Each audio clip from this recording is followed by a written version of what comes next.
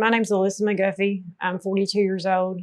I'm from Lincoln County, Kentucky, or from a little small town called Houstonville, Kentucky.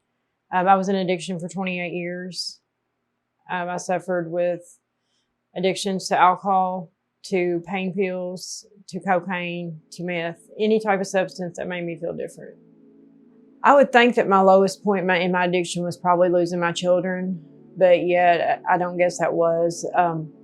So after I lost my children, all the guilt and shame from that, kept me sick and kept me using anything that made me feel different, pretty much. That's when my meth use picked up, and I even started doing heroin and fentanyl to make that pain go away and not to feel that guilt and shame that I felt. After I lost my kids, I lost a best friend to cancer. I was taking care of my grandparents. They were both, my grandmother had dementia, my grandfather had COPD. I lost both of them, and they were like parents to me. And so then the heroin and fentanyl didn't even take the pain away from that. And so I just kept using, and I got real sick in 2020. And they couldn't figure out what was wrong with me. I turned the color gray. And I guess my body was just finally shutting down from all the drugs that I used. I was absolutely miserable. I had no hope at all. I had pretty much just accepted the fact that I would die soon. I ended up having to have a surgery in September of 2020, and a doctor in Danville did it.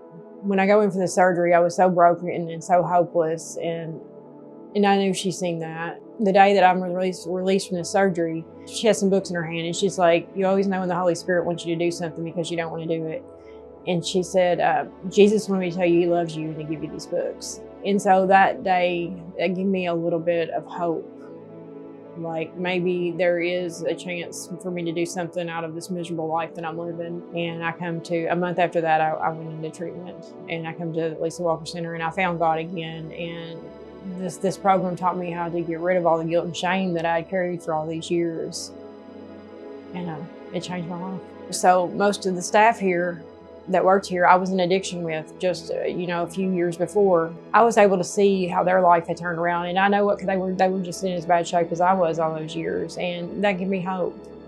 I don't know, for anybody that's struggling, I mean, it's possible. I know it's a scary decision, and I didn't want to come here. I was reluctant to come here. I didn't want to come that day to treatment. My mom and my aunt pretty much dragged me to treatment.